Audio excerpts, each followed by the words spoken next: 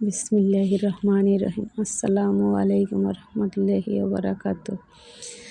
আমার YouTube family, আপু ভাইয়া এবং বোনেরা এবং আঙ্কেল আন্টিরা, আপনারা সবাই ভালো আছেন আশা করি।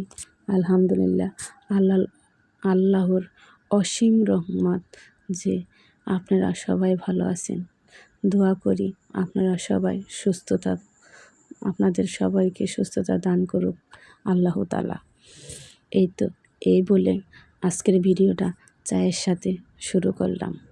সকাল সকাল ঠান্ডার শীতের সময় তো রং চাটা খেলে শরীরটা ফুরফুরে চাঙ্গা হয়ে যায়, আর ঠান্ডার জন্য তো খুবই উপকার, তাই না? চাটা তৈরি করে চাই বিস্কিট খেয়ে স্বামী সন্তান চলে যাবে যার যার কাজে, আমি হয়ে যাব বাসায় একা। কেন, আপনারা আছেন না, আপনাদের সাথে গল্প করতে করতে সারাটা দিন চলে যাবে। চা বিস্কিট নিয়ে এখন যাব খেতে। আপনাদের কাছে একটা কথা বলি, সেটা হলো, আমি দেখেন এই যে চা খেতে আসছি, কিন্তু এর মাঝে চা খেতে খেতে একটা কথা বলি আপনাদের কাছে। প্রথম ভিডিওগুলো তৈরি করতেছি, যদি ভুল ত্রুটি হয় ক্ষমা সুন্দর দৃষ্টিতে দেখবেন। কি বলি না বলি বুঝি না, ভিডিওগুলো হয়তো বা ততটা ভালো হয় না, কিন্তু তারপরও শিখতে চাই, আপনাদের মাঝে থাকতে চাই, কথা বলতে চাই। অনেক কথা আছে মনের কোণে যা আপনাদের কাছে বলবো। একটা নারী জন্মের পরে, একটা মেয়ে মানুষ জন্মের পরে বাবার অধীন, বিয়ের পরে স্বামীর অধীন, মুরব্বির সময় ছেলের অধীন। মেয়ে মানুষের অধীন বলতে কিছু থাকে না। তারপরে একটা মেয়ে মানুষ যখন বিয়ে হয় শ্বশুরবাড়ি, কিছু মেয়ে মানুষ আসে রাজকন্যা হয়ে যায় দাসী, আর কিছু মেয়ে মানুষ স্বামীর বাড়ি এসে দাসী হওয়ারও যোগ্য নয়, হয়ে যায় রানী, কিন্তু তা টিকিয়ে রাখতে পারে না। এটা একটা গল্প আছে যা আপনাদের কাছে বলবো। চাটা খেয়ে দেখলেন একটা লাউ নিয়ে আসলাম, ওই লাউটা গাছ থেকে এনেছি, খুব খুব টাটকা। এবার পথে দেখা হলো আমার দেবরের সাথে, ও আমাকে দেখে একটা হাসি মারল। আসলে ও খুব পরিশ্রমী একটা ছেলে, ও একজন ইঞ্জিনিয়ার, খুব ভালো কাজ করে। ওর বাবা ওদের এই জমিগুলা চাষ করে, এই জন্য ওর বাবার হেল্প করতেছে। ওই যে দেখেন ধুধু দেখা যাইতেছে কিছু লোক, ওইখানে ধানগুলা ও এখন আনবে ওইখান থেকে। তা আমি ভাবলাম একটু ভিডিও করে আপনাকে দেখেই দিই। এই দেখেন না, কি সুন্দর, তাই না? এই গাছগুলো কি জানেন? এই গাছগুলো হলো খিরাই গাছ। এই সবটা খিরাই হবে। এটা তিনটা জিনিস হয়েছে। প্রথম অবস্থায় খিরাই চাষ করছিল, অনেক অনেক খিরাই হয়েছে। তারপরে চাষ করেছিল শসা, তারপরে চাষ করেছে করল্লা, এবার আবার খিরে ওঠার পরে এটাতে আবার ভাঙবে। দেখেন না, নেট দিয়ে কত সুন্দর করে বেড়া দিছে। এই বেড়া দেওয়ার কারণ কি জানেন? এই বেড়া দিলে মনে করেন যে সব শয়তানি তো আছে, শিয়াল খাটাস, কিন্তু সবচেয়ে বড় শিয়াল খাটাস তো কিছু কিছু, বুঝতেই পারছেন কি বলতে চাইতেছি। এই জন্য তারা তো আর খাবে না, নিয়েও যাবে না, কিন্তু নষ্ট করে চলে যাবে। মানুষ তো, কিছু মানুষ আসে মানুষের ভালোই দেখতে পারে না, এই জন্য সেফটির জন্য এটারে আটকায় রাখে। খুব সুন্দর একটা গেট তৈরি করছে। এই গেটটার মধ্যে ওদের ছাড়া একমাত্র আমারই এলাও, কারণ আমি ওদের পাশে থাকি। ওই দেখেন অত দূর থেকে ও বোঝাটা নিয়ে আসছে, আমাকে দেখে একটা খুব সুন্দর হাসি দেবে। দেখেন না, এত কষ্টের মাঝেও যদি এতটুকু একটু হাসি আমার জন্য পায়, কতটা শান্তির, তাই না? মানুষকে এত শান্তি দেওয়া এটাই অনেক ভালো। দেখেন না, বোঝাটাও পারতেছে না, ওর মনে অনেক জোর, গায়েও হয়তো বা বল আছে।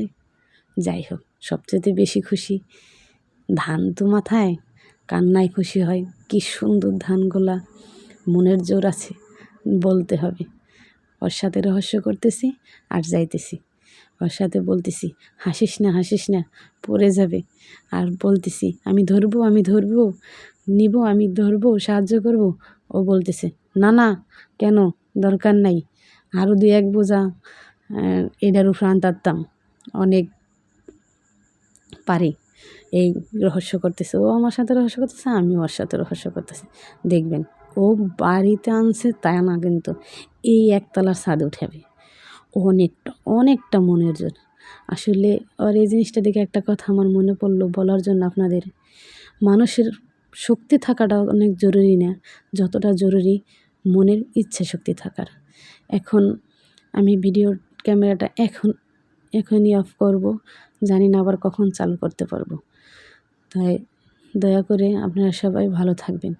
ভিডিওটা এখানেই অফ করব আমি, অফ ক্যামেরায়। আর যা কাজ আছে রান্নাবান্না সব করে নেব। আসলে স্ট্যান্ড নাই তো, ওভাবে ভিডিও করতে পারি না। এই তো রাত্রিবেলা আবার ভিডিওটা অন করলাম, কেন জানেন?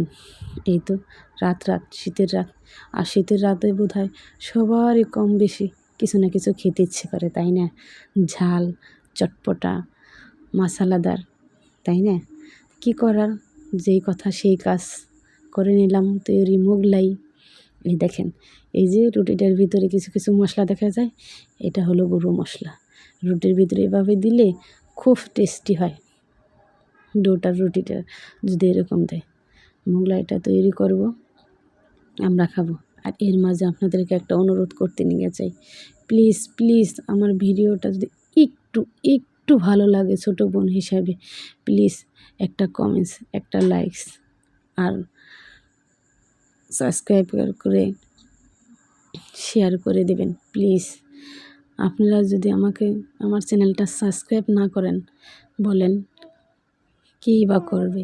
দয়া করে, যদি আমার ভিডিওটা ভালোও না লাগে, চালাইয়া রেখে দিয়েন। অন্তত আমি দেখলে একটু খুশি হব। ওই যে 2টা ভিডিও ছাড়ছি, ওই 2টা ভিডিওতে ভিউস আসছে প্রথম 5টা। বলবেন কি আমি এত পরিমাণে খুশি হয়েছি, যা বলে বোঝাতে পারবো না। আমার মনে হয় আমি প্রতিদিন 2টা করে ভিডিও আপলোড দেব। আসলে সংসারে কাজে হয়ে ওঠে না, কিন্তু তারপরও এত খুশি লাগে। আর বুঝেন, যদি আপনারা আমাকে কমেন্ট করেন, আমার এই কমেন্টের উত্তরগুলো দিতে যে কতটা ভালো লাগবো আপনাদেরকে আমি বলে বোঝাতে পারবো না। প্লিজ দয়া করে আমাকে কমেন্ট করবেন, প্লিজ। আপনাদের কাছে অনুরোধ করতেছি, প্লিজ আমাকে একটু সাপোর্ট করবেন, দয়া করে আমাকে একটু সাপোর্ট করবেন। এই তো মোগলাইটা ভেজে নিলাম। সুন্দর ভিডিও করার জন্য প্লিজ আমাকে একটু এনকারেজ করবেন, আর আমাকে জানাবেন যে আমার কোথায় ভুল হচ্ছে, কিভাবে আমি কাজটা ভালোভাবে করতে পারি। আর সবচেয়ে বড় কথা হলো, আমি কিন্তু সব সময় একটা কথা বলতেছি, সেটা হলো আপনাদের মাঝে অনেক কথা বলবো। একটা কথা কিন্তু বলেছি এর মাঝে, যে কিছু মেয়ে মানুষ শ্বশুরবাড়ি বাবার রাজকন্যা হয়ে আসে শ্বশুরবাড়িতে রানী হয়ে থাকতে, কিন্তু সে হয়ে যায় দাসী। আর কিছু মেয়ে মানুষ স্বামীর বাড়িতে দাসী হওয়ারও যোগ্য না, কিন্তু আসে রানীর মতন। এই কথাটা কেন বললাম তা সামনের এক ভিডিওতে বলবো, কারণ অনেক বড় একটা কাহিনী আছে। কারণ রানীর মতো থাকার পরও ওইটা সে হজম করতে পারে না, এবং কি এরকমভাবে সেই জিনিসটা নষ্ট করে, সবাই আঘাত দিয়ে, তা বলার মতো না। অবশ্য লাস্টে তার জন্যই সব কিছু নষ্ট হয়ে যায়। সবচেয়ে বড় কথা, আল্লাহ তাআলা সহ্যকারীকে খুব পছন্দ করে, যে সহ্য করে তাকে খুব পছন্দ করে। এই বলে ভিডিওটা আজকে রাত্রে শেষ করতেছি। আসসালামু আলাইকুম।